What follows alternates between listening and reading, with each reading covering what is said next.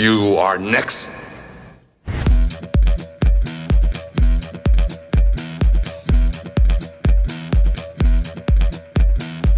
Bolo Yeung est un acteur, culturiste, réalisateur et producteur chinois. Les téléspectateurs se souviennent souvent des personnages positifs, mais Bolo a réussi à gagner l'amour des fans en jouant des personnages le plus souvent négatifs. Mix Show présente Bolo Yeung, qui est devenu l'Hercule chinois. Né le 3 juillet 1946 à Guangzhou, en Chine, dans une famille composée d'un homme d'affaires local et d'une femme au foyer, Yang Si, plus connue sous le nom de Bolo Yeung, était le fils d'un philanthrope chinois. Le garçon s'est intéressé au kung-fu à l'âge de 4 ans et à 10 ans, il a commencé à étudier les arts martiaux avec des maîtres locaux. Il a également suivi des cours d'acrobatie et a développé un vif intérêt pour l'haltérophilie. Il a combiné avec succès les arts martiaux et la musculation, devenant finalement le champion chinois de powerlifting. Contrairement à la croyance populaire, Bolo n'était pas un champion de karaté Shotokan et n'a jamais pratiqué cet art martial.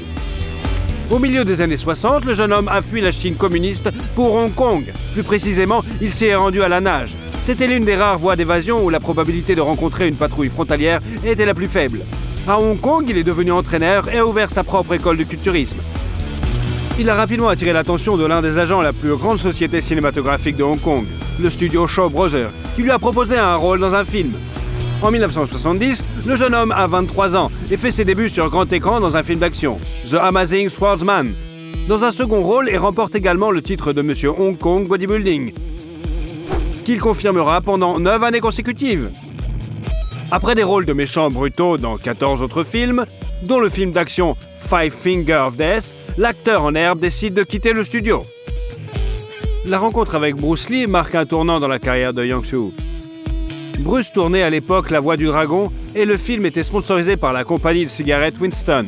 Dans les cinémas, avant la projection, une courte masterclass de Bruce Lee et une publicité pour une cigarette devaient être diffusées. Et notre héros a été invité à y participer.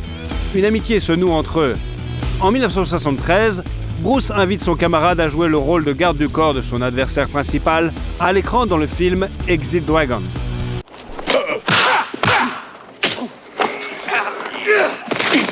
C'est dans ce film que Yang Soo incarne un personnage nommé Bolo, qui sera plus tard choisi comme nom de scène. Dans ce film, Bolo Yeung n'a pas combattu Bruce Lee. Ce dernier a promis d'organiser un combat dans le film suivant, qui devait être Death Game. Mais 6 jours avant la première de Dragon Heart, Bruce Lee est mort. Le film d'action d'Hercule de l'Est est sorti ensuite. Well, in that case, what do we do with them? We kill them. And dump them. Bien qu'il n'y joue pas, le surnom de Bolo, Hercule chinois, est fermement établi, tout comme un autre surnom, The Beast from the East, qui signifie la bête de l'Est. Travailler avec le légendaire Bruce Lee a permis à Bolo d'obtenir plus facilement des rôles au cinéma, mais la mort d'un ami lui a fermé la voie de l'industrie cinématographique américaine pendant de nombreuses années. Laissé sans soutien, il a continué à jouer des méchants dans des films d'action locaux comme Young Dragons en 1974 et le film en 2 parties Bruce et Kung Fu Monastery of Shaolin. On ne sait rien de la femme de l'acteur, mais le 3 juillet 1974, ils ont eu leur fils aîné David, qui a suivi les traces de son père. Dès l'enfance, il a étudié les arts martiaux et à l'âge de 14 ans, avec Bolo, il a fait sa première apparition dans un tournoi de bodybuilding. Il a également joué dans plusieurs films et est aujourd'hui entraîneur. Le couple a ensuite eu une fille, Deborah, qui s'est entraînée comme culturiste sous la direction de son frère aîné. Et un fils cadet, bien sûr, Danny, qui est également impliqué dans le sport et pratique le jiu-jitsu brésilien. En 1978, le film Bruce Lee Death Game est encore tourné avec l'aide de doublures et sort sur les écrans. Bolo Yeung y apparaît également. L'acteur s'est également essayé au métier de réalisateur. La comédie d'action Sheriff Bolo et le film Kung Fu Underwriting sont sortis en 1979. Parmi les œuvres ultérieures, citons le film d'action Ninja Strike Back, le film d'horreur Boxer's Curse, les films d'action comique Millionaire Express, Lucky Stars Mad Mission, Railways Officer Tuba et My Lucky Stars. Mais dans tous ces films, il joue des rôles mineurs. En 1986, Bolo a travaillé avec le fils de Bruce Lee, Brandon, sur le tournage de The Framing Man. I've been fighting in the streets for 10 years. No one's ever laid a hand on me. Il a non seulement joué l'antagonisme du personnage principal, mais a également entraîné Brandon au combat. L'un a réservé le gymnase pour 9h du matin, mais Lee ne s'est présenté qu'à midi et s'est entraîné à contre-cœur uniquement parce que les producteurs l'exigeaient. Parallèlement à son travail cinématographique de la fin des années 70 à la fin des années 80, Boloyan est devenu champion de Kempo de l'Asie du Sud-Est à plusieurs reprises et a continué à concourir avec succès dans les années 90. Il est également connu dans le monde entier pour avoir joué le rôle de Boloyan dans le film d'action Bloodsport en 88, où il incarnait un méchant important, Chong Li. Very good. But brick not hit back. Sur le tournage, il a rencontré le jeune acteur Jean-Claude Van Damme, qui était fan de Bolo depuis son plus jeune âge. Bien que les critiques aient émis des avis négatifs sur le film, le public l'a bien accueilli et la carrière de l'acteur de 42 ans a pris un second souffle. Bloodsport a permis à l'acteur d'accéder à des rôles de personnages négatifs majeurs dans des films d'action tels que Bloodfight, Grizzly Fire, Tiger Claws, Fireless Tiger et Ironheart.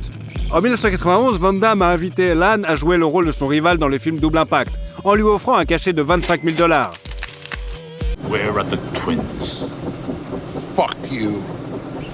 Stop! They've gone. They've left the island. She lies. 20 ans plus tard, le fils de Jean-Claude a organisé une surprise pour son père et a invité Bolo à dîner. Ils se sont souvenus avec émotion de l'époque où ils travaillaient ensemble sur le plateau 15 heures par jour. Bolo a souvent dit dans des interviews qu'il n'était pas gêné par son rôle de méchant, même si il avait des rôles positifs à jouer. En 1993, il a joué dans le film d'action de science-fiction CPI 2000 et a également joué le rôle de Maître Shingo dans Hardest Hit Fight of the Death, sorti en 93, et Hardest Hit 2 en 96. You want to press charges, we'll meet you in court. Now, get out. Relax. En 1996, Lan joue dans un autre film d'action, Tiger Claw 2, suivi d'une pause dans sa carrière.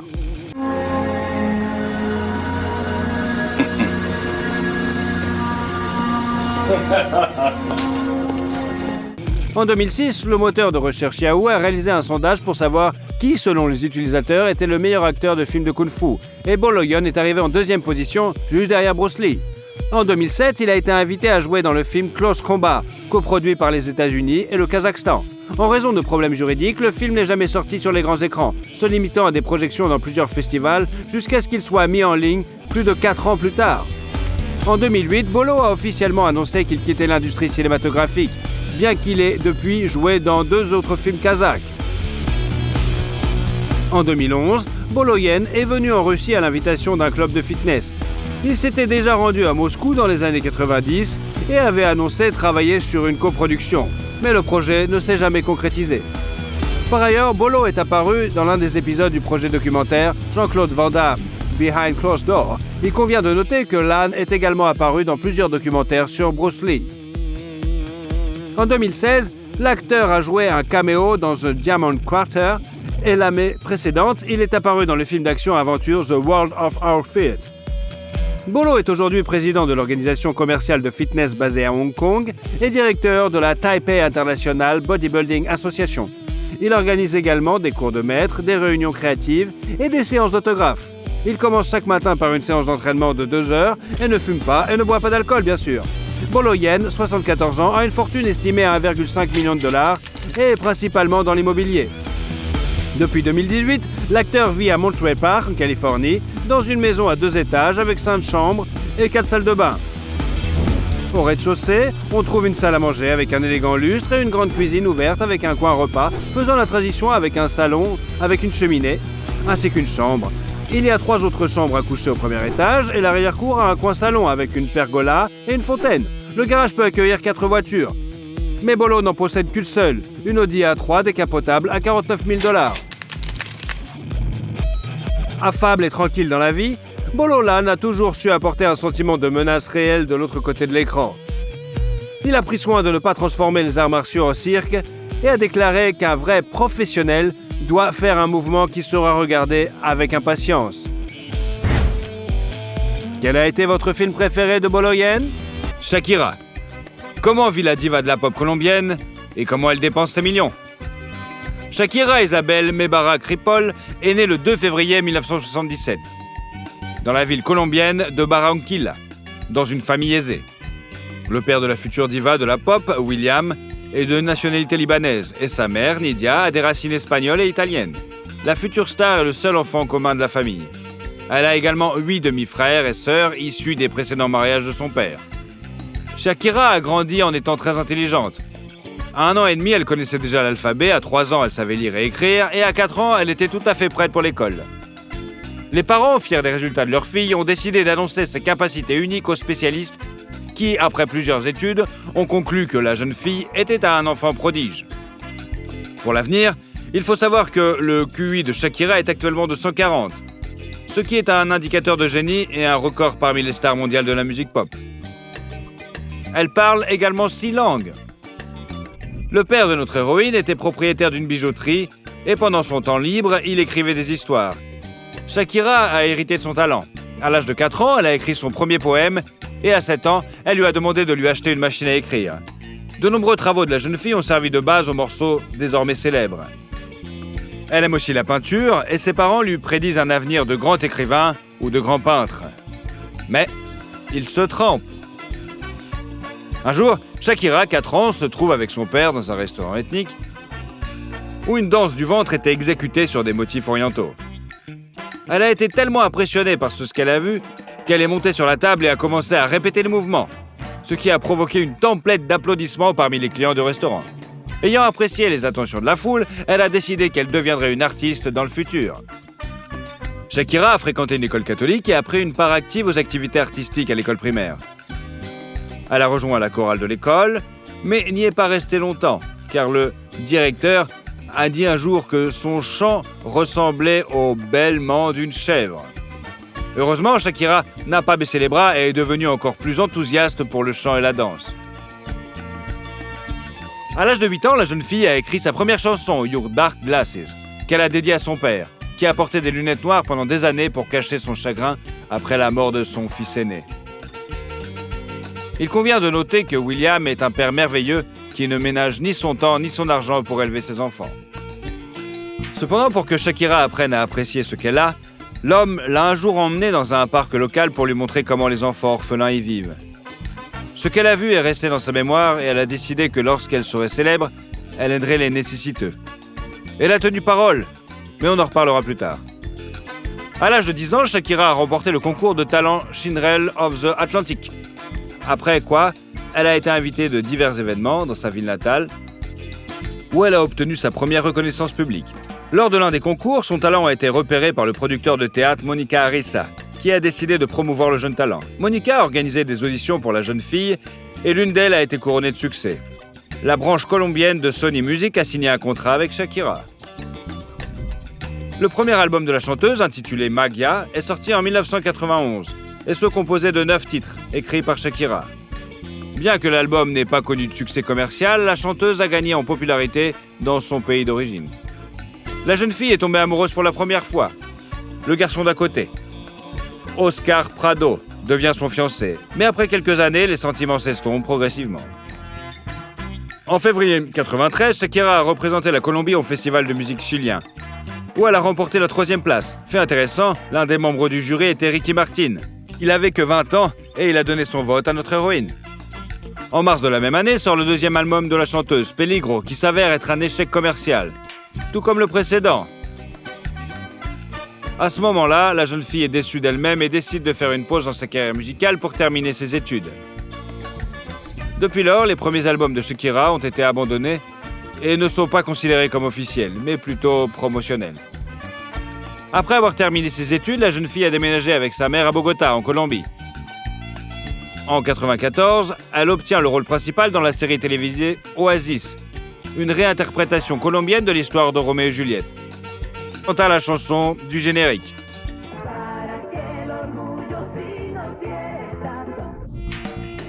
À propos, ce n'est pas la première apparition de Shakira à l'écran. Elle a déjà eu de petits rôles dans diverses séries télévisées. Sony envisage alors de résilier le contrat de la chanteuse. Mais c'est à ce moment-là qu'elle présente la chanson Donde estás con razón, qui est devenue un succès instantané.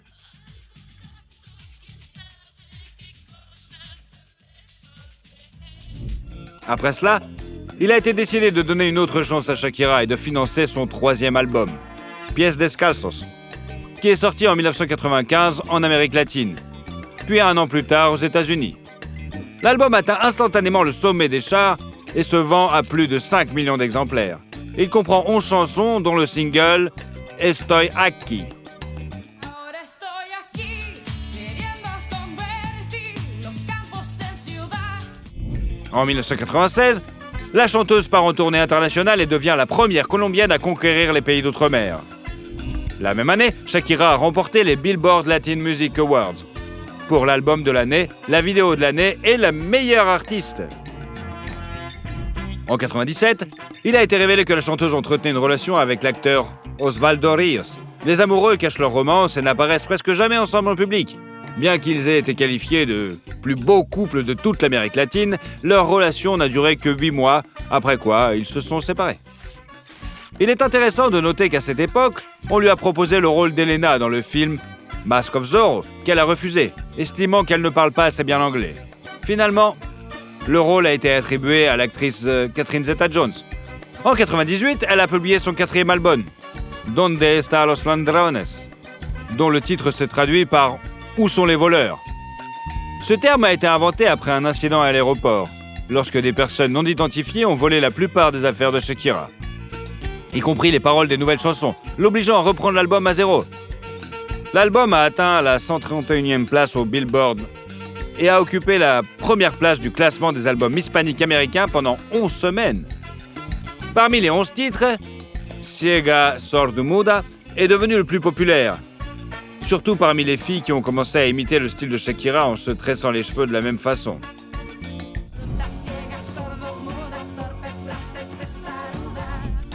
Depuis lors, plus de 7 millions d'exemplaires ont été vendus dans le monde entier, et 1,5 million rien qu'aux États-Unis, ce qui fait de ce disque l'un des albums en langue espagnole les plus vendus aux États-Unis.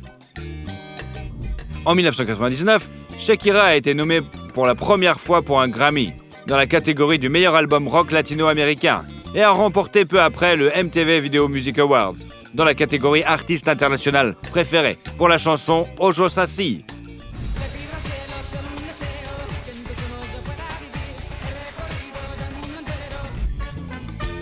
Avec cette même chanson, la diva de la pop s'est produite aux Latin Grammy Awards, où elle a été nommée dans 5 catégories, dont 2 qu'elle a remportées. À cette époque, non seulement sa carrière musicale prend de l'ampleur, mais aussi sa vie privée.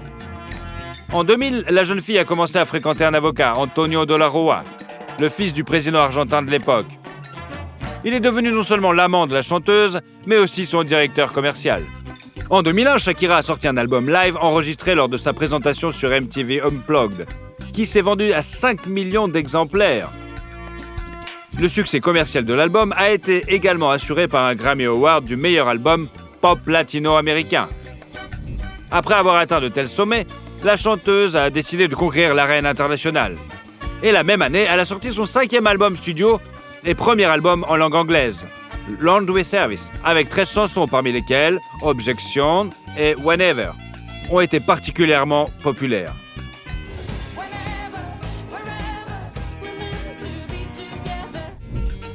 Ce dernier a atteint la 6e place du Hot 100 américain et non seulement rendu Shakira célèbre dans le monde entier, mais également devenu sa marque de fabrique. De nombreux fans de la chanteuse n'étaient pas heureux que leur chanteuse bien-aimée ait troqué ses airs folkloriques authentiques pour de la musique pop américaine.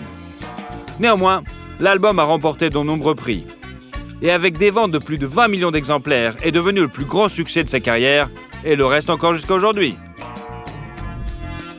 À la fin 2002, la chanteuse a effectué une tournée internationale de 6 mois, au cours de laquelle elle a donné plus de 60 concerts dans le monde entier, et a réussi à gagner environ 72 millions de dollars. La tournée s'est terminée par la sortie de l'album live de 10 titres Live and Off the Record qui a atteint la première place du classement des meilleures vidéos musicales aux États-Unis en 2004. En 2005, Shakira a sorti son 6e album, Fiación Oral, volume 1, en espagnol. L'album est devenu 11 fois platine et a remporté 15 prix, dont un autre Grammy. Il est également devenu un succès commercial. Au Mexique, par exemple, tous les exemplaires du disque ont été vendus dès le premier jour. Parmi les 12 chansons de l'album, la plus réussie est le duo passionné avec le chanteur espagnol Alejandro Sanz, La Tortura.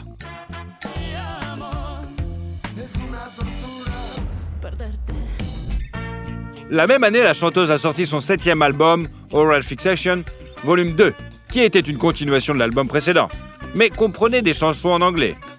L'album n'a pas connu un grand succès aux États-Unis, mais le single Hips Don't Lie, coproduit avec Wyclef Jean, a connu un succès retentissant inégalé dans ces 10 dernières années.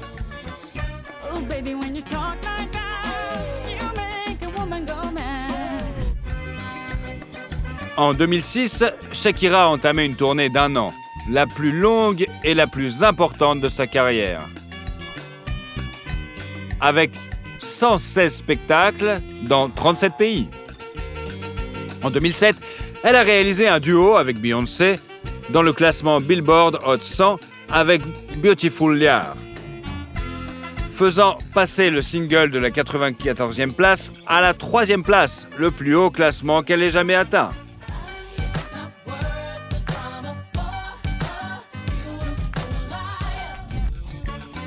Début 2008, Shakira a été classée par Forbes comme la 4e artiste la mieux payée. Et quelques mois plus tard, elle a signé un contrat de 10 ans et de 300 millions de dollars avec Live Nation, une très grande société de concerts. L'année suivante, Shakira joue dans la série télévisée Ugly Woman, dans laquelle elle joue son propre rôle, et sort également son 8e album studio, She Wolf, qui connaît un succès mondial, le single éponyme étant en tête en Amérique latine.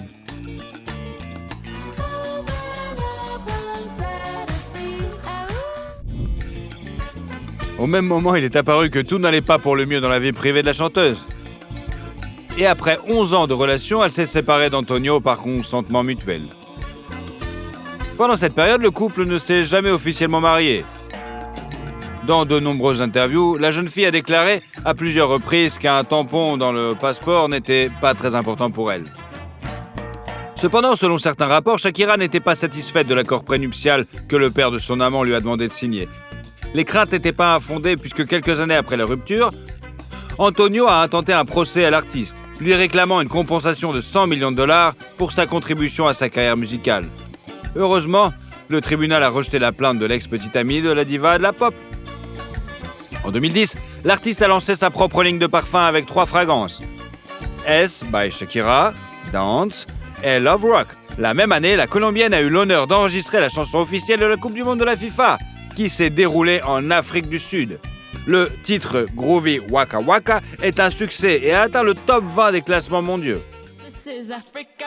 Tamina, waka, waka, Tamina. Pendant le tournage du clip, elle a rencontré le défenseur espagnol du Barcelone, Gérard Piqué, qui est tombé fou amoureux d'elle.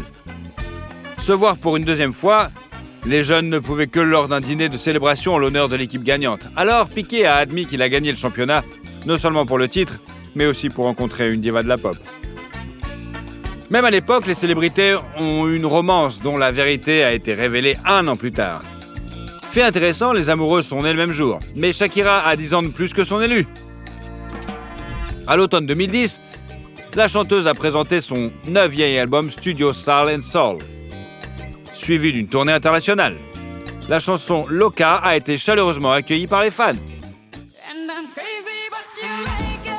Loca, loca, loca.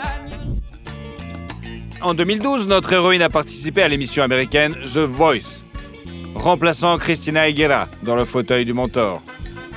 Avec l'apparition de Shakira, l'audience de l'émission a considérablement augmenté et la diva de la pop a elle-même gagné 12 millions de dollars pour sa participation à l'émission. Pendant ce temps, sa relation avec Piqué a pris la vitesse supérieure. En 2012, Shakira s'installe avec son amoureux à Barcelone et 1 an plus tard, elle donne naissance à un fils, Milan. La vie de famille a modifié la carrière musicale de la jeune fille. En raison de la naissance d'un enfant, la sortie de son 10e album intitulé Shakira, sur lequel elle a commencé à travailler en 2011, a été reportée à 2014. Une des chansons de l'album a été retravaillée pour la Coupe du Monde. Et le titre La La La La, chanté avec Carlinhos Brown, est devenu le 2e thème musical de la Coupe du Monde.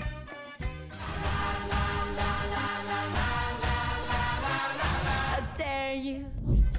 En 2015, Shakira a donné naissance à son 2e fils, nommé Sacha.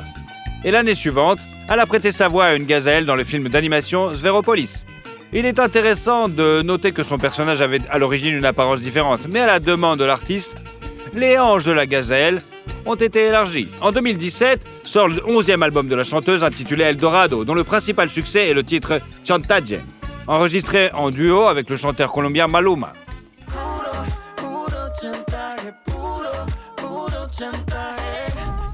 Ce disque a valu à Shakira son 3e Grammy Awards, faisant d'elle la seule artiste latino-américaine à réaliser cet exploit. En 2018, la chanteuse entame une tournée mondiale. Et en 2020, elle se produit aux côtés de Jennifer Lopez à la mi-temps de la finale de la National Football League américaine, suivie en direction par 103 millions de personnes. Aujourd'hui, la chanteuse continue à faire de la musique et travaille sur son prochain album. En 2022, elle a dévoilé le single Don't You Worry, une collaboration avec les Black Eyed Peas et David Guetta.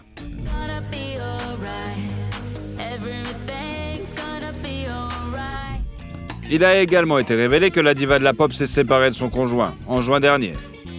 Juin 2022, et suite à une procédure judiciaire, a obtenu la garde complète de ses enfants. Selon certains rapports, la raison en serait les nombreuses infidélités du footballeur. Shakira et ses enfants vivront à Miami maintenant, où Piqué pourra rendre visite à ses fils. À ce jour, la fortune de la diva de la pop est estimée à 300 millions de dollars, gagnée grâce à la musique, aux projets télévisés et aux contrats publicitaires.